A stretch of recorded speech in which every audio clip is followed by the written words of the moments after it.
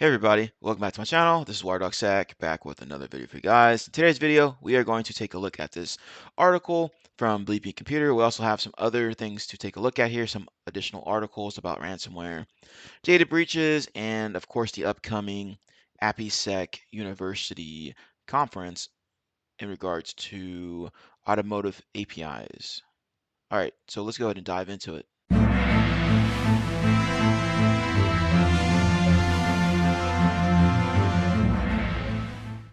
All right, this first article is from Bleeping Computer. And the title is Hackers Abused API to Verify Millions of Authy MFA Phone Numbers. Now we're just going to skim through this article. I'll have the link to everything in the description box as usual. All right. Now Authy is a multi-factor authentication application similar to Google Authenticator, Dual Authenticator, stuff like that. So see what they have to say here. Twilio has confirmed that an unsecured API endpoint allowed threat actors to verify the phone numbers of millions of Authy multi-factor authentication users, potentially making them vulnerable to SMS phishing and SAM swapping attacks.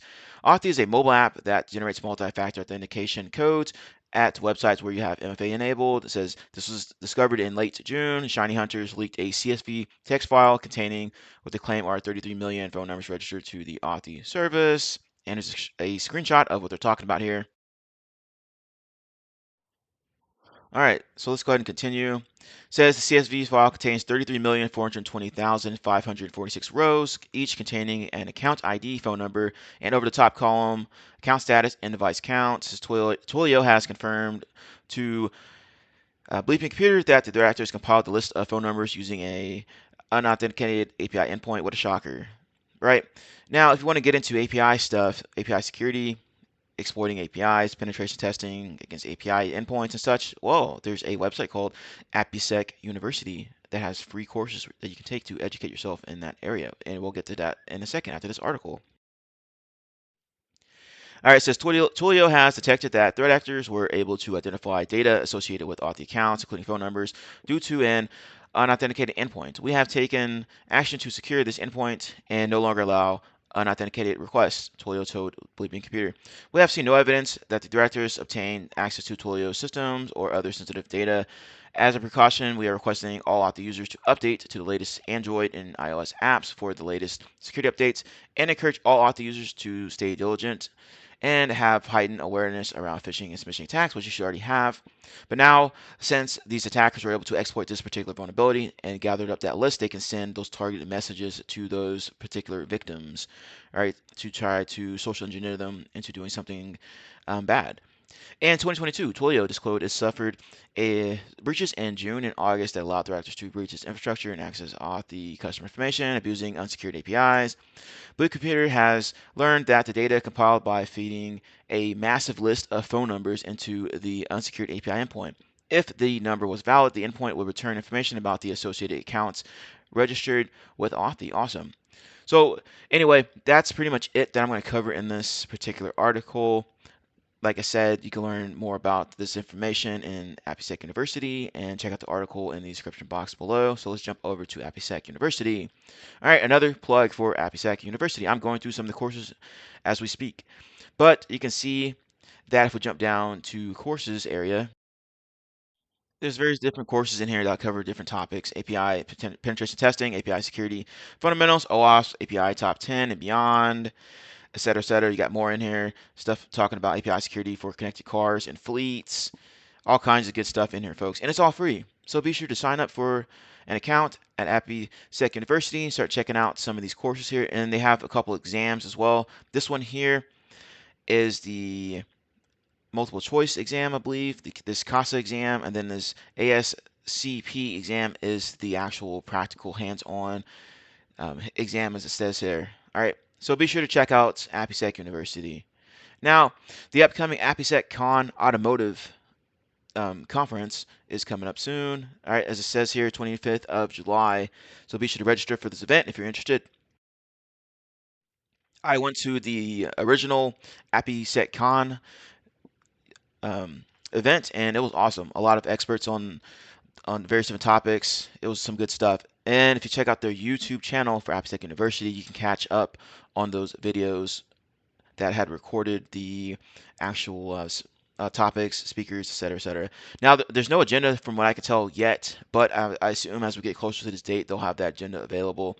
But you can see here, July 25th, 12 p.m. Eastern to 3 p.m. Eastern. So be sure to check that out. All right, some other information about it. Here, join us July 25th for half day of free live API security sessions specific to connected car and automotive industry. Now, enough of that.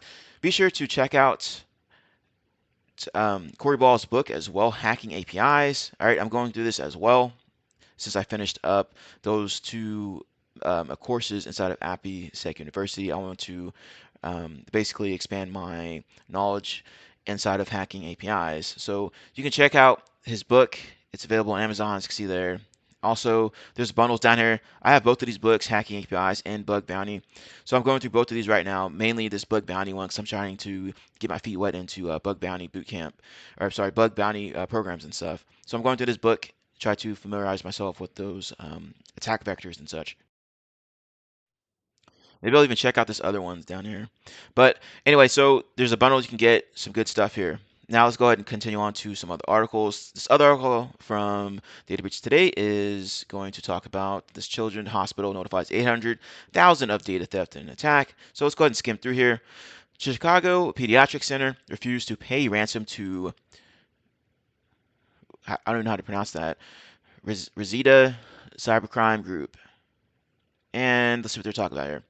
All right, it says the hospital is notifying nearly 800,000 people that their sensitive information was compromised in a ransomware attack earlier this year.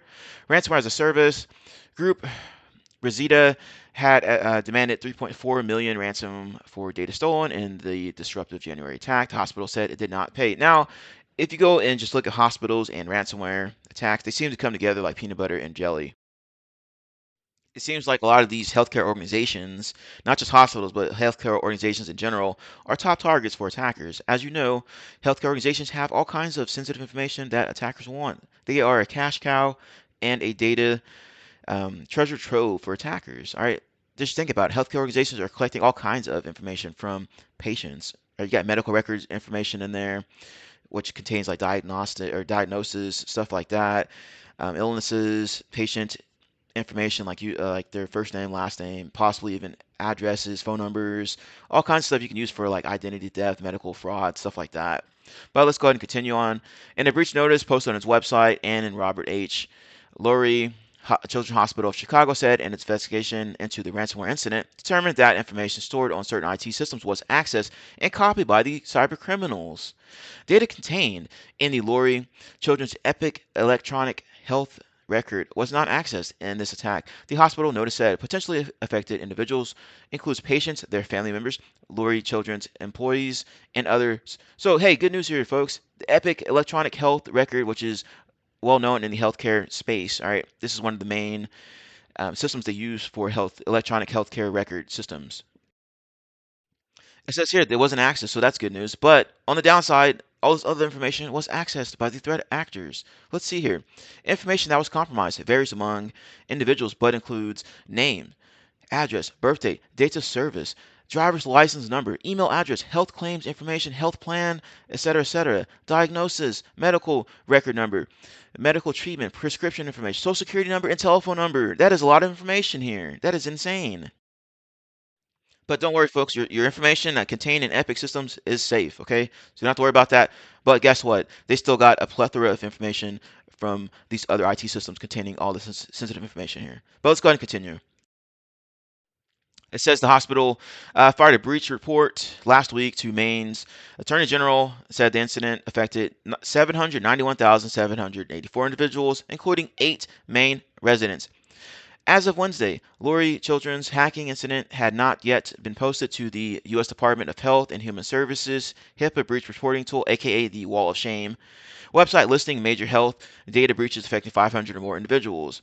It says they didn't pay a ransom. Experts have advised that making payment to cybercriminals does not guarantee deletion or retrieval, yada, yada, yada. The typical response. All right, so that's pretty much it I'm going to cover in this article. So be sure to check out the rest of it here if you're interested. Let's hop over to this other one here talking about Ransom Hub. Says it published Florida Health Department data, and this is from State Scoop. The hacking group Ransom Hub claims to have published 100 gigabytes of data stolen from the Florida Department of Health after it declined to pay a ransom. and this was fairly recent as well.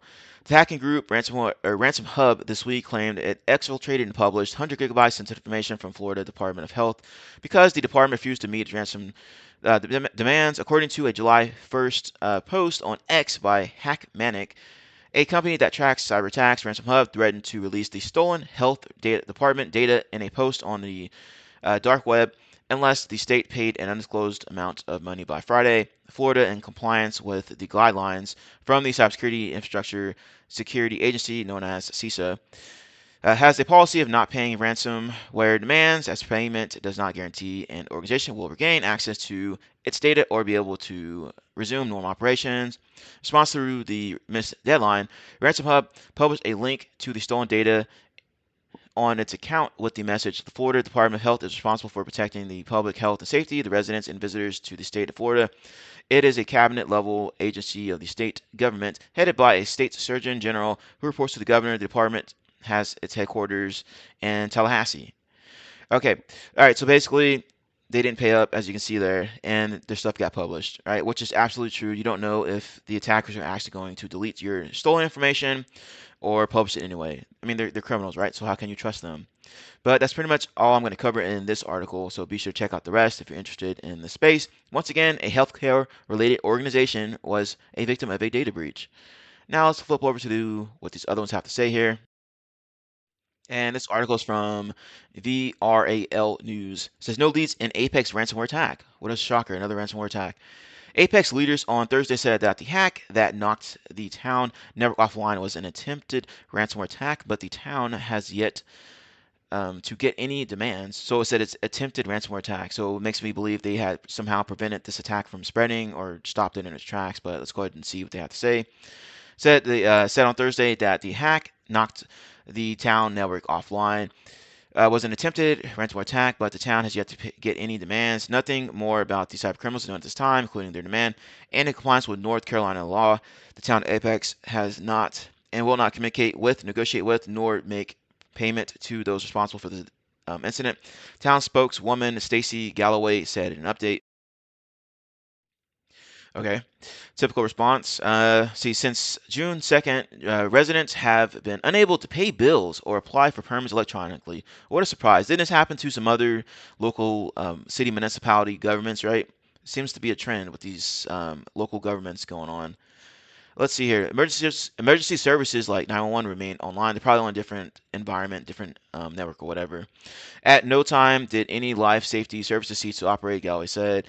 The town has not said whether any personal data from residents or employees has been compromised. Former FBI agents say the collection of identifying and billing data is what makes local municipalities susceptible to cyber attacks. So there you go, another treasure trove for cyber criminals. If you think you're not a target, then you probably are wrong. There's something that you have a value that those bad guys want to take advantage of, and they are going to try to get it from you. And as we know, these local governments don't typically have the resources available to hire cybersecurity folks that are dedicated to securing their environment. So that's another thing to take into account here. And attackers know this, which is why they try to target these soft targets. All right. It says they have limited resources. The cybersecurity workforce is limited as is, as I just stated. Those in the cybersecurity world are are having a hard time to find people to do cybersecurity jobs. Well, also another thing is a lot of times these government jobs don't pay as much as the private sector, so that's another thing to take into account. Now, I have reached out to local municipalities in my area to try to provide some kind of free volunteer cybersecurity related services to help better secure their environment, but I didn't hear anything back in my emails. Maybe it got sent to the spam folder, who knows? But I know that I didn't hear anything back. Let's see here. That's pretty much it for this article, so be sure to check this out if you're interested. Hey everybody, just a quick little blurb here. As you can see here, most people that view my channel are not subscribers. If you're new here, please consider subscribing to the channel. If you're enjoying the video, please consider hitting the like button. It helps get me in the algorithm, helps spread the good word out there, helps bring more people and increase our glorious community here. All right, I'm all about helping out others. I know what it's like to come up in cybersecurity or even try to get into cybersecurity and not knowing where to look. I'm just having this channel up so I can help out other people. All right, that's all I got. And let's see, this next one here is from govtech.com. Cedar Falls, Iowa officials probe June ransomware attack. Get rid of these cookies here. Services affected in the incident detected June 19th have been restored, and the incident did not materially affect the city's service provision, according to a statement. It's unclear how far the attack went before it was detected. And let's see what they have to say here. Detected last month, according to a news release on Wednesday. The event has not materially affected blah blah blah, which you already just read about. The matter was directed to the city's attorney and cybersecurity professionals, and the FBI was notified. It wasn't clear how far the ransomware attack progressed before it was detected, or if the city paid a ransom to resolve the issue. Ransomware. The attack was detected on June 19th, city officials said. It appears the unauthorized activity was limited. Wow, June 19th. Okay, so that was a few weeks ago. And let's see here. We are investigating whether the persons responsible for the event had access to any personal information during the course of the event. If we determine any personal information may have been affected, we will notify any such individuals, the city statement said. Typical ransomware attacks involve hackers getting access to an organization's computer network, usually by uploading blah blah blah. All right, now who knows what happened here? This obviously they said they're still investigating, but usually what happens in these ransomware attacks is it's a double extortion attempt, right? So they'll break into your network, they'll scope it out, they'll steal the information first, and then they'll hit you with the second attack, which is the actual ransomware. Then they'll ask for a ransomware demand. If you don't pay up, then they will threaten to release that information on the dark web somewhere. And you can see here the FBI is involved doing their thing. Says the hackers then demand payment to release the data. FBI recommends people and companies take the following steps to minimize chance of ransomware attack. It's a typical IT 101 stuff. Keep operating system software up to date. Make sure antivirus, blah, blah, blah. Backups, secure your backups. Create a continuity plan in case your business organization is the victim of ransomware attack. So basically, following IT 101 can save you from headaches in regards to ransomware attacks. What a shocker. All right, now let's check out this last article from The Record, Recorded Future News, and let's see what they're talking about here. It says, new ransomware group uses phone calls to pressure victims, researchers say. Um, this isn't really new. I mean, at least in regards to phone calls, right? So if you go and look up like triple extortion attacks in regards to ransomware, the threat actors are actually looking through the data, and if there's like a phone number, they'll call up the victims and threaten them with stuff, saying, "Hey, we got your information. We're going to release it. If you don't contact this company," try to basically put some pressure on the victim organization to pay up the ransom, right? But let's see what they have to say. Researchers say they have discovered a new ransomware group named Volcano Demon. What a creative name. That has carried out at least two successful attacks in the past 2 weeks.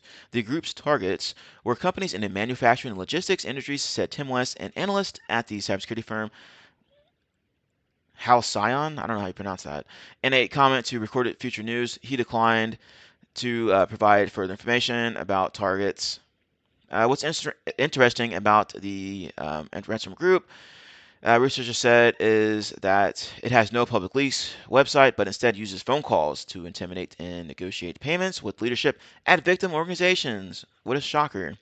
These calls originate from undefined numbers unidentified numbers and are often carry a threatening tone, the researcher said. See, like I said, they're using extortion. They're calling up people saying, hey, you might want to put some pressure on this organization, or maybe they're calling up people from the organization itself and making all kinds of threats to try to get them to pay up some money. I use a app to block unknown numbers or spam numbers, right? Anyway, but let's go ahead and continue on here. Before calling, the hackers encrypted files on the victim's systems with the previously unknown Luca Locker ransomware and left a ransomware note. If you ignore this incident, we will make sure that your clients and partners know about everything, and attacks will continue. Some of the data will be sold to scammers who will attack your clients and employees. The note reads, i.e., using those social engineering attacks, right? The smishing messages, the other type like SIM swapping, stuff like that. They can target those victims. Volcano Demon successfully locked Windows workstations and servers by exploiting a common administrative credentials obtained from the network. So this makes me believe that the administrators on these networks had crappy passwords and obviously did not have MFA set up correctly or at all, and the attackers took advantage of that. And let's see here. The group used a double extortion technique to maximize the chances of receiving payments.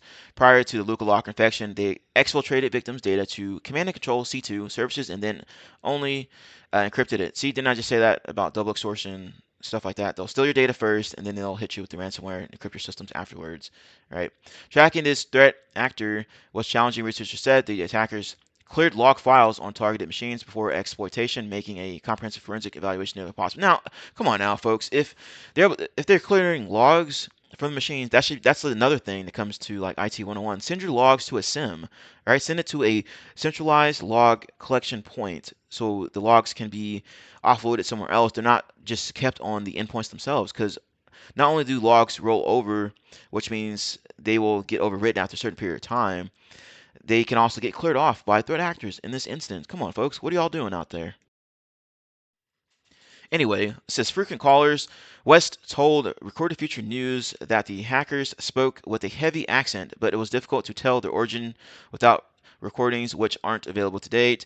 They call very frequently, almost daily in some cases, he said, adding that the company cannot share the specifics of the exchange between the hackers and the victims.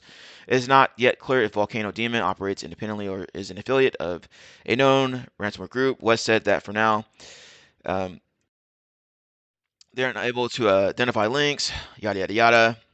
Okay, so that pretty much wraps up this article. Now, use these articles as lessons learned, okay? If you're seeing stuff in these articles that can possibly affect your organization, start digging into it and use these articles as a reference point if you need to. All right, so a lot of this stuff comes down to applying cybersecurity best practices. A lot of these organizations aren't doing that, and they end up getting owned. All right, getting hit, getting punched in the face, and this sort of stuff happens. Right, they're getting hit with ransomware, stuff's getting stolen, and now they have a big legal headache to deal with. Probably some lawsuits as well that are coming down the pipe. But as always, thank you all for taking the time to watch my video, and if you enjoyed it, found it valuable, be sure to like, comment, subscribe, and I will see you later.